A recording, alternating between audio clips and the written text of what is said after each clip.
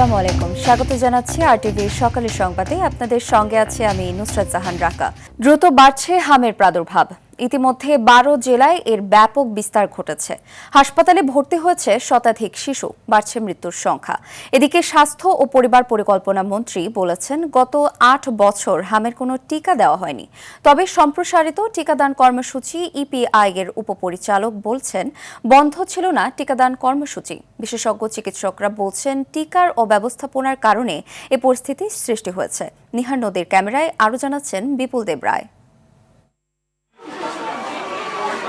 টিকা অব্যবস্থাপনার বলি হচ্ছেন শিশুরা। বিগত কয়েক বছর আগেও টিকাদানে বাংলাদেশ ছিল বিশ্বে রোল মডেল। তবে স্বাস্থ্য খাতের নানা অনিয়ম অব্যবস্থাপনার কারণে তা আজ নানা জটিল সমীকরণে দাঁড়িয়েছে। হামের প্রাদুর্ভাব ছড়িয়ে পড়েছে ঢাকা, চট্টগ্রাম, রাজশাহী ও খুলনা সহ বিভিন্ন অঞ্চলে। রবিবার পর্যন্ত 675 জন রোগী হামে আক্রান্ত হয়ে হাসপাতালে ভর্তি হয়েছে। সেই সাথে বাড়ছে প্রাণহানি।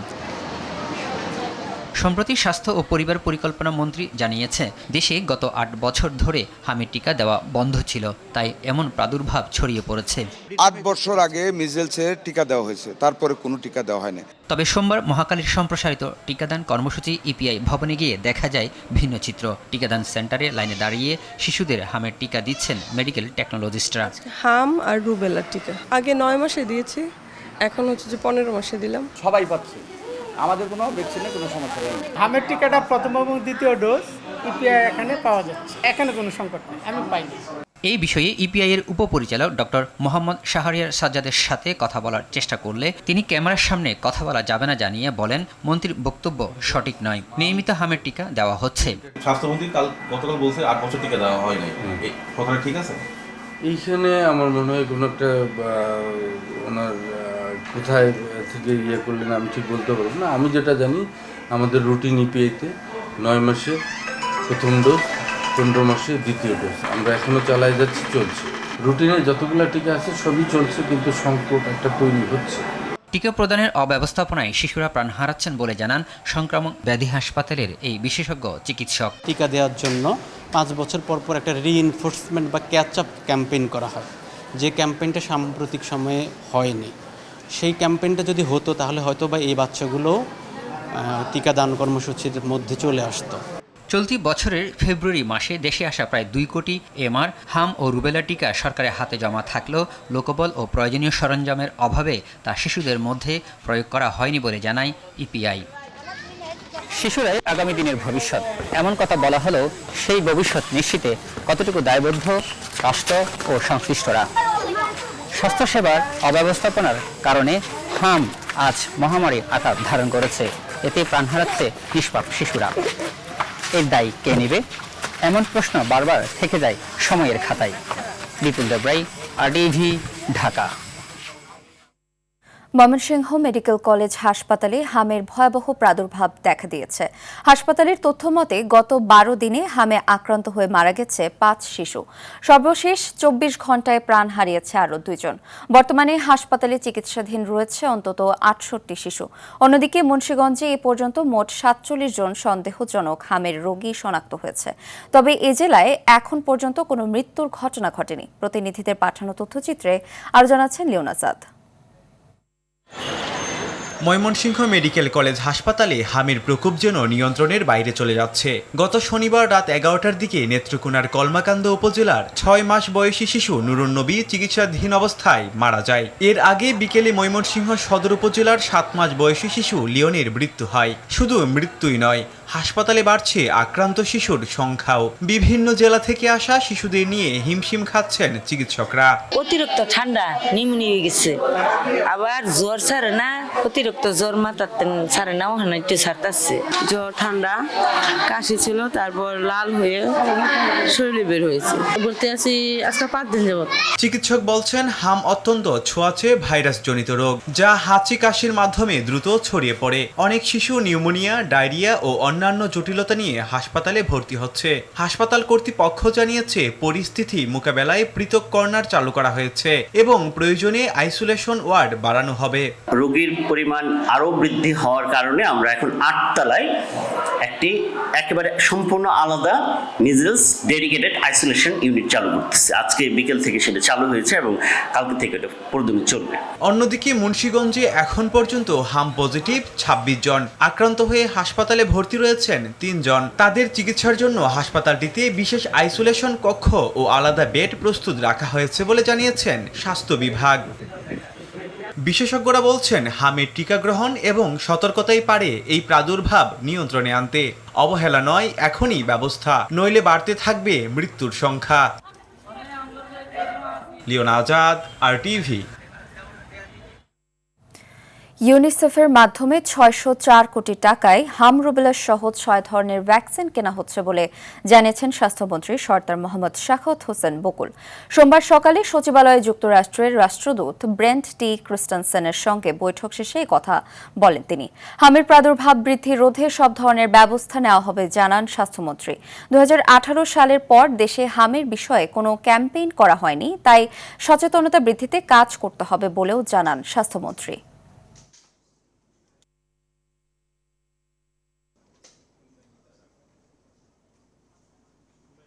তৈরি করা হবে খুব শীঘ্র, ওনাদের সাইড থেকে আমাদের সাইড থেকে, এবং ওনারা ফ্রিকোয়েন্টলি মিটিং এ বসে তারা একটা গাইডলাইন তৈরি করবেন, how they can help us, how you can take the help, how আমরা কিভাবে সাহায্যটা নিব, ওনারা কিভাবে সাহায্যটা দেবেন, সাহায্যটা কিভাবে আমরা বিনিয়োগ করবো। যেমন ধরেন টিউবারকুলোসিসের 19 বিশ্ববাজারের সঙ্গে সামঞ্জস্য রেখে প্রতি মাসের মতো এবারও জ্বালানি তেলের নতুন মূল্য নির্ধারণ করা হবে। তবে বর্তমান পরিস্থিতি বিবেচনায় নিয়ে আজ সরকার চূড়ান্ত সিদ্ধান্ত নেবে। সোমবার এই তথ্য জানিয়েছে জ্বালানি ও খনিজ সম্পদ বিভাগ। 30 মার্চ পর্যন্ত সরকারের কাছে 1,33,000 মেট্রিক টন ডিজেল মজুত রয়েছে এবং এপ্রিল মাসে আরও প্রায় 1.5 লাখ মেট্রিক টন ডিজেল আসবে। ফলে এপ্রিল মাসেও জ্বালানি সংকট হওয়ার আশঙ্কা নেই। তবে এমন পরিস্থিতির মধ্যে দেখা যাচ্ছে পাম্পগুলোতে দীর্ঘ লাইন। সরবরাহ ঠিক না থাকায় রেশনিং পদ্ধতিতে তেল বিক্রি করছে পাম্পগুলো। চাহিদা মতো তেল না পাওয়ায় ক্ষোভ প্রকাশ করেন গ্রাহকরা।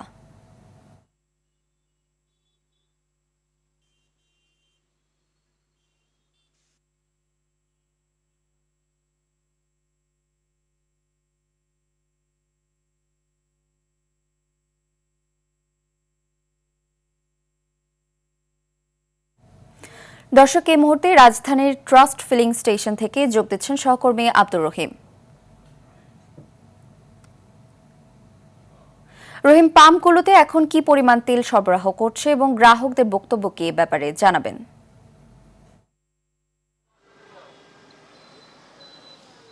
ঢাকা সকাল থেকে আমরা রাজধানীর বিভিন্ন পাম্প ঘুরেছি। আমরা যেমনটি দেখেছি ভোর 4টার পর থেকে কিন্তু বিভিন্ন পাম্পে ক্রেতাদের লাইন দীর্ঘ সারি দেখেছি আমরা।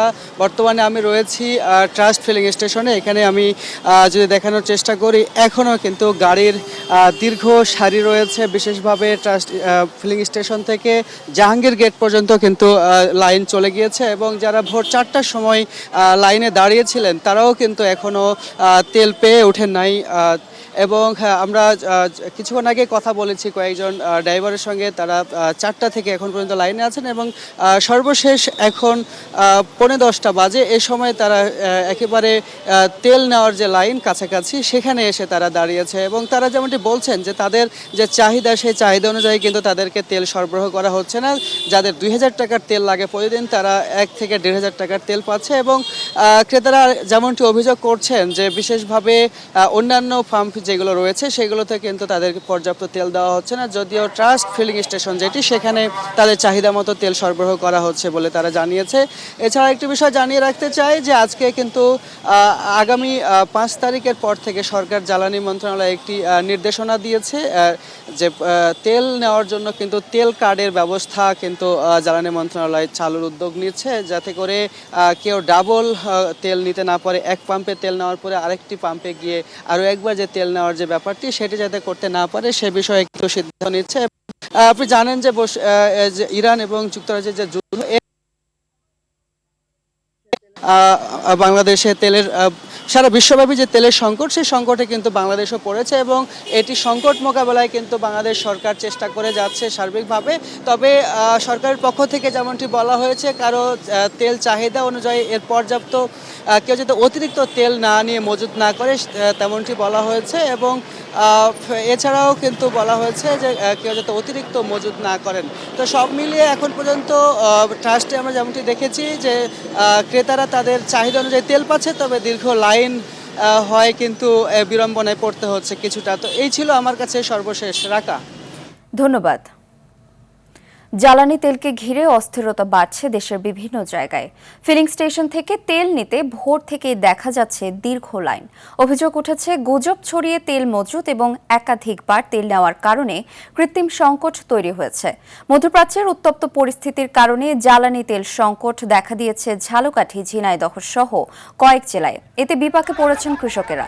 ডিজেল না পাওয়ায় ব্যাহত হচ্ছে কৃষিকাজ। গাজীপুরের কালিয়াকৈরে তেল মজুত থাকলেও ব্যবসায়ীদের সিন্ডিকেটের কারণে পাম্পগুলো বন্ধ আছে বলে অভিযোগ গ্রাহকদের। দিনাজপুরের হিলির একমাত্র পেট্রোল পাম্প হিলি ফিলিং স্টেশনে সকাল থেকে মিলছে না জ্বালানি তেল। এদিকে চট্টগ্রামের সীতাকুণ্ডে অবৈধভাবে মজুত করা প্রায় 25,000 লিটার জ্বালানি তেল জব্দ করেছে প্রশাসন।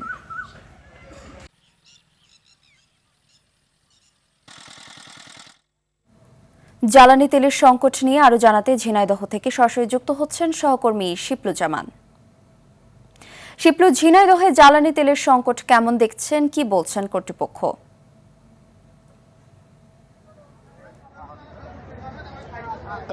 ঝিনাইদহে 6টি উপজেলায় ঠিক 36টা পাম্পে কিন্তু জ্বালানি তেলের তীব্র সংকট দেখা দিয়েছে। ঠিক সকাল থেকে গভীর রাত পর্যন্ত কিন্তু যারা জ্বালানি তেল নিতে আসছেন, বিশেষ করে পেট্রোল অকটেন, এই পেট্রোল পাম্পগুলোতে কিন্তু উপচে পড়া ভিড়। আমি কথা বলেছি পেট্রোল পাম্প মালিক সমিতির সাধারণ সম্পাদকের সাথে। তিনি আরটিভিকে জানিয়েছেন যে খুলনা, পদ্মা, মেঘনা, যমুনা ডিপো থেকে পর্যাপ্ত পরিমাণে কিন্তু এই পেট্রোল অকটেন, ডিজেল সরবরাহ না দেওয়ার কারণে কিন্তু এই সংকট দেখা দিয়েছে। এবং আরেকটি বিষয় জানানো হয়েছে যে ঝিনাইদহ জেলা কিন্তু একটা কৃষিপ্রধান অঞ্চল। আপনাদেরকে আরটিভি ক্যামেরার মাধ্যমে দেখায় যেখানে 90 হেক্টর জমিতে কিন্তু ইরি বোরো ধানের চাষ হচ্ছে। এই ইরি বোরো ধানের চাষে কেন্দ্র করে নিয়ে গ্রামগঞ্জে যে এজেন্ট পয়েন্টগুলো আছে, সেই এজেন্টগুলো থেকে কিন্তু তেল সরবরাহ বন্ধ করে দিয়েছে খুলনা, পদ্মা, মেঘনা, যমুনা ডিপো। এই ডিপো থেকে তারা তেল পাওয়া পর্যন্ত তাদের কৃষিকাজ এবং শেষ কাজ কিন্তু তাদের বিঘ্ন ঘটনা দেখা দিচ্ছে। আবার অনেকে কিন্তু অভিযোগ করেছেন যে কেউ আছে যে বেশি দামে, চড়া দামে গ্রামগঞ্জে বাজারগুলোতে তেল বিক্রি করছে। সকাল থেকে গভীর রাত পর্যন্ত কিন্তু বিভিন্ন পেট্রোল পাম্পগুলোতে কিন্তু মোটরসাইকেল, বাইক রাইডার, যারা অফিসগামী যাত্রী আছেন এবং দ্রুত যাত্রী আছেন, তাদের কিন্তু দীর্ঘক্ষণ লাইন দেখা যাচ্ছে। এবং প্রত্যেকটা পেট্রোল পাম্পে কিন্তু 500 টাকা করে অকটেন পেট্রোল দেওয়া হচ্ছে। এবং আমি কথা বলেছি জেলা প্রশাসকের সাথে, তিনি আমাকে জানিয়েছেন যে এক শ্রেণীর ব্যবসায়ী যারা মজুত করছেন তাদের পরিচালক করার জন্য মোবাইল টিম এবং কাজ করছেন এবং আগামী 1-2 সপ্তাহের ভিতরে সমস্যার সমাধান হয়ে যাবে বলে আমাদেরকে জানিয়েছেন। এই ছিল ঝিনাইদহ থেকে জ্বালানি তেলের সংকটের সর্বশেষ সংবাদ। ধন্যবাদ। জ্বালানির সরবরাহ ব্যবস্থা ঠিক রাখতে নিরলসভাবে কাজ করছে মন্ত্রণালয়। বর্তমানে জ্বালানির কোনো ঘাটতি নেই। গত বছরের তুলনায় এবছর বেশি সরবরাহ নিশ্চিত করা হয়েছে বলে জানিয়েছেন বিদ্যুৎ জ্বালানি মন্ত্রী। ত্রয়োদশ জাতীয় সংসদে প্রথম অধিবেশনের 4র্থ কার্যদিবসে তিনি এসব কথা বলেন। মন্ত্রী আরও বলেন, ডিজেল অকটেন মজুদের অগ্রিম ব্যবস্থা নেওয়া হয়েছে, কৃত্রিম সংকট তৈরি করা হয়েছে, সংকট মোকাবেলায় প্রস্তুত আছে সরকার।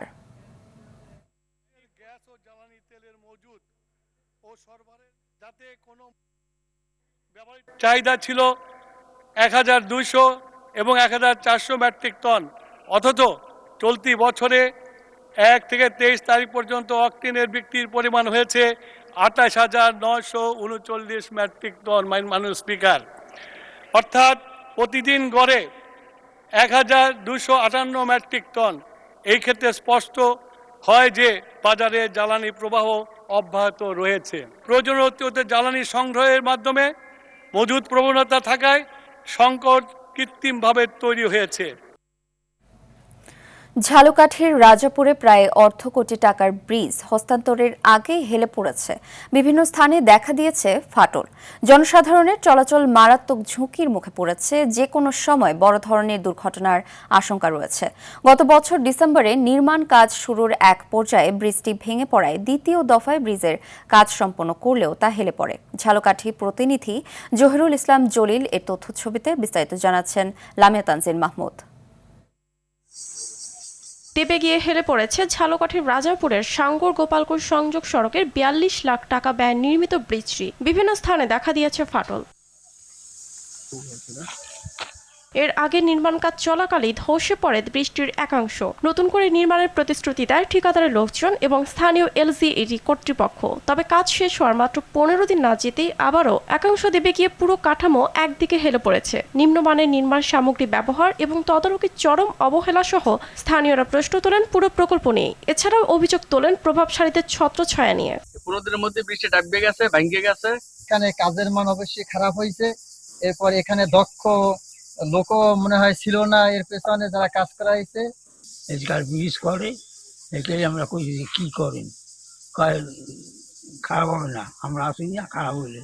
এ ব্যাপারে ক্যামেরার সামনে কথা বলতে রাজি হননি এলজিইডির উপজেলা প্রকৌশলী অভিজিৎ মজুমদার। দপ্তরের সিনিয়র সহকারী প্রকৌশলী জানান, ধসে পড়ার ব্যাপারে তাৎক্ষণিক ব্যবস্থা নেওয়া হয়েছে, তবে কাজ শেষ হওয়ার পরের বিষয়ে তিনি এখনও অবগত নন। আমাদেরকে লিখিতভাবে কোনো জানানো হয় নাই এবং এখন জানলাম।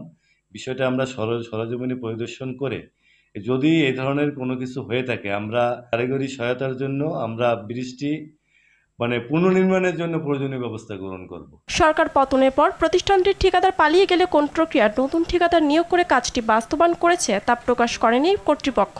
তিনি প্রথমে নাকি আমি যেটা স্থানীয়দের বরাত দিয়ে জেনেছি, লামিয়া তানজিন মাহমুদ, RTV। এবার ইরান ইসরায়েল যুদ্ধ প্রসঙ্গ। পঞ্চম সপ্তাহে গড়িয়েছে ইরান ইসরায়েল ও যুক্তরাষ্ট্রের মধ্যকার যুদ্ধ। চলছে পাল্টাপাল্টি হামলা। মার্কিন পররাষ্ট্রমন্ত্রী মার্কো রুবিও বলেছেন, প্রেসিডেন্ট ডোনাল্ড ট্রাম্প কূটনীতিতে আগ্রহী। অন্যদিকে তেহরানের দাবি, অনুরোধ পেলেও যুক্তরাষ্ট্রের সঙ্গে কোনো আলোচনায় বসেনি ইরান। এদিকে যুদ্ধের প্রভাবে বিশ্ববাজারে তেলের দাম হু হু করে বাড়ছে, যা নতুন সংকটের আভাস দিচ্ছে। ইমতিয়াজ আহমেদের রিপোর্ট। চরম অনিশ্চয়তার মুখে ইরান ইসরায়েল যুক্তরাষ্ট্রের ত্রিমুখী যুদ্ধ চলছে। হামলা পাল্টা হামলা। গালফ অঞ্চলে অব্যাহত রয়েছে ইরানের হামলা। এদিন দুবাই বন্দরে ইরানের হামলায় ক্ষতিগ্রস্ত হয় কুয়েতের আল সালামি তেল ট্যাঙ্কার। রিয়াদে 8টি ব্যালিস্টিক ক্ষেপণাস্ত্র ছোড়ে ইরান, যদিও তা প্রতিহতের দাবি করে সৌদি আরব। এদিকে নিজেদের আকাশ সীমায় 2টি MQ-9 রিপার ড্রোন ভূপাতিত করার দাবি করে IRGC। অন্যদিকে দক্ষিণ ইরানের সিরাজ শহরে অস্ত্রাগার লক্ষ্য করে যৌথ হামলা চালিয়েছে যুক্তরাষ্ট্র ও ইসরায়েল। আল জাজিরাকে দেয়া বিশেষ সাক্ষাৎকারে মার্কিন পররাষ্ট্রমন্ত্রী মার্কো রুবিও জানিয়েছেন, প্রেসিডেন্ট ডোনাল্ড ট্রাম্প বরাবরই কূটনীতি পছন্দ করেন, তবে তেহরানের বিরুদ্ধে সম্পদ অপচয় করে আঞ্চলিক মিলিশিয়াদের উস্কানি দেওয়ার অভিযোগও করেন তিনি। প্রেসিডেন্ট ট্রাম্প সবসময় একটি ফলাফল বা চুক্তিতে পৌঁছানোর জন্য কূটনীতিকে অগ্রাধিকার দেন। ইরান যদি ভিন্ন কোনো নেতৃত্বের অধীনে ভবিষ্যতের স্বপ্ন দেখে, তবে আমরা সে সুযোগ লুফে নেব। যুদ্ধের মাঠে ও কূটনীতিতে এখনো অনড় অবস্থায় তেহরান। ইরানের সংসদ স্পিকার মোহাম্মদ বাগের গালিবাফ হুঁশিয়ারি দিয়ে বলেন, শত্রুরা যেন ইরানকে দুর্বল না ভাবে। সতর্ক করে তিনি বলেন, আঘাতের পাল্টা আঘাত হবে কয়েক গুণ বেশি। এদিকে ইরানের পররাষ্ট্র মন্ত্রণালয়ের মুখপাত্র ইসমাইল বাঘাই জানান, যুক্তরাষ্ট্রের সঙ্গে ইরানের কোনো সরাসরি আলোচনা হয়নি। পাকিস্তানের মাধ্যমে ওয়াশিংটন আলোচনার প্রস্তাব দিলেও তা গ্রহণ করেনি তেহরান। 2025 সালের জুনে 12 দিনের যুদ্ধে কূটনীতির সঙ্গে যে বিশ্বাসঘাতকতা করা হয়েছে তা ভুলে যায়নি ইরান। যুদ্ধের আঁচ লেগেছে বিশ্ববাজারে। 2022 সালের পর এই প্রথম মার্কিন তেলের দাম $100 ছাড়িয়ে $102 পৌঁছেছে। ব্রেন্ট ক্রুড অয়েলের দাম ঠেকেছে $112। হরমুজ প্রণালী দিয়ে তেল সরবরাহ ব্যাহত হওয়ায় এবং প্রেসিডেন্ট ট্রাম্পের ইরানের জ্বালানি স্থাপনায় হামলার হুমকির পর ধস নেমেছে শেয়ার বাজারেও। এদিকে গত 24 ঘন্টায় লেবাননে 3 জাতিসংঘ শান্তিরক্ষী নিহতের প্রতিবাদে জাতিসংঘ নিরাপত্তা পরিষদে জরুরি বৈঠক বসতে অনুরোধ করেছে ফ্রান্স। ইমতিয়াজ আহমেদ, RTV। এদিকে জ্বালানি সংকট, অপরদিকে সাগরে কাঙ্ক্ষিত মাছের দেখা পাচ্ছে না বরগুনার পাথরঘাটার জেলেরা। প্রতিনিয়ত ঋণের বোঝা বাড়ায় অন্য পেশায় ঝুঁকছেন মৎস্যজীবীরা। মাছ না পেয়ে জেলেদের পাশাপাশি ক্ষতিগ্রস্ত হচ্ছেন ব্যবসায়ী আড়তদাররাও। এদিকে মাছ সংকটে পাথরঘাটার মৎস্য অবতরণ কেন্দ্র থেকে কমেছে রাজস্ব আদায়। বরগুনার পাথরঘাটা থেকে তাওহিদুল ইসলাম শুভর পাঠানো তথ্যচিত্রে আরও জানাচ্ছেন আব্দুল হামিদ। প্রবল বর্ষণ আর স্রোতের তোড়ে ভরা মৌসুমে ব্যবসায়ীদের হাঁকডাকে সরগরম থাকার কথা বরগুনার পাথরঘাটায় অবস্থিত দেশের দ্বিতীয় বৃহত্তম মৎস্য অবতরণ কেন্দ্র। তবে সাগরে পর্যাপ্ত মাছের দেখা না মেলায় অবসর সময় পার করছেন এখানকার জেলে আর মৎস্য ব্যবসায়ীরা। বছর জুড়ে কাঙ্ক্ষিত মাছ না পাওয়ায় জেলেদের কপালে পড়েছে দুশ্চিন্তার ভাঁজ। খরচের টাকা না ওঠায় প্রতিনিয়ত বাড়ছে ঋণের বোঝা। কোনো মাছ নাই, ট্রলারও মাছ পায় না। ঈদের পরে যে বোটগুলো গেছে এখন পর্যন্ত কোনো মাছ আসে নাই। অল্প কিছু হয় এই লোকাল মাছ, এমনি সমুদ্রের মাছটা আসেই না। গত বছরের তুলনায় অনেক কম, আগামী বছর আরো। জালিয়া গাঙ্গে যাইতে পারে না আবহাওয়ার কারণে, এই জন্য মাছ সংকট। সিজন তো সামনে, এখন সিজন সামনে আরম্ভ হইলে হয়তো মাছ হইতে পারে। 20টি মাছ দেখা দিতে এতদিন ছিলই না। বৈরী আবহাওয়া ও অভয়ারণ্য পরিবর্তনের কারণে মাছের সংকট হতে পারে বলে মনে করছেন পাথরঘাটা মৎস্য অবতরণ কেন্দ্রের এই কর্মকর্তা। বর্তমানে বৈরী আবহাওয়া চলছে, তো এই সময় আসলে বোট নিয়ে সাগরে যাওয়াটা অনেক রিস্ক। আগের তুলনায় এখন অন্য যে সামুদ্রিক মাছগুলো সেগুলো কম ধরা পড়ছে।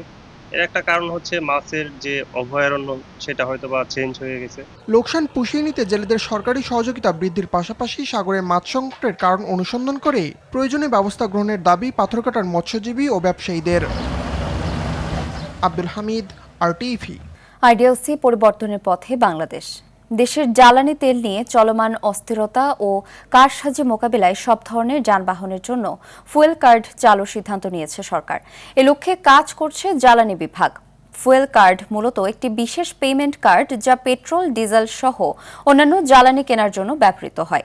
এটি ক্রেডিট বা ডেবিট কার্ডের মতো কাজ করলেও এর মাধ্যমে জ্বালানি ব্যবহারের পরিমাণ নির্ধারণ, খরচ নিয়ন্ত্রণ এবং ডিজিটাল রেকর্ড সংরক্ষণের সুবিধা পাওয়া যায়।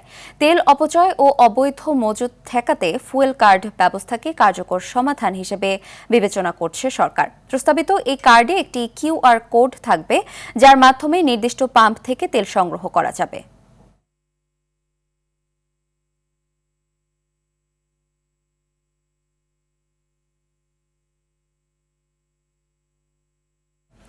আবারও আন্তর্জাতিক প্রসঙ্গ।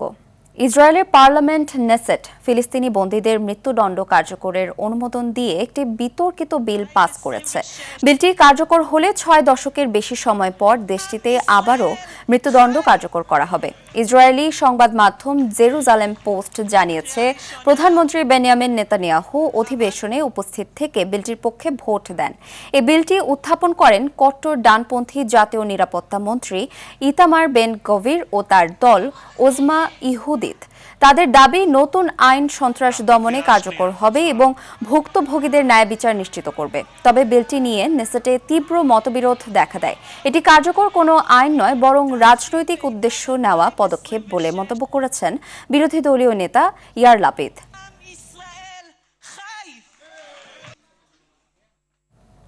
হাইতির আর্তিবনিত অঞ্চলে গ্রো গ্রিফ গ্যাংয়ের ভয়াবহ হামলায় কমপক্ষে 70 জন নিহত ও 30 জন আহত হয়েছে। গত 2 দিনের এই তাণ্ডবে প্রায় 50টি ঘরবাড়ি জ্বালিয়ে দেওয়া হয়। বাস্তুচ্যুত হয় 6000-এর বেশি মানুষ।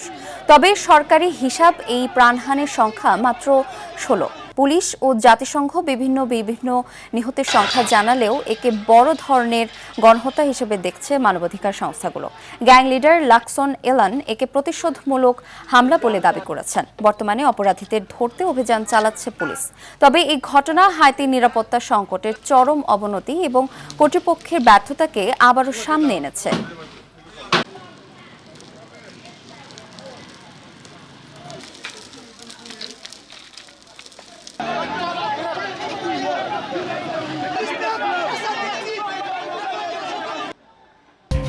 দর্শক, সকালের সংবাদ এ পর্যন্তই। মধ্যাহ্নের সংবাদ দুপুর 12টায় দেখার আমন্ত্রণ রইল। ধন্যবাদ সবাইকে।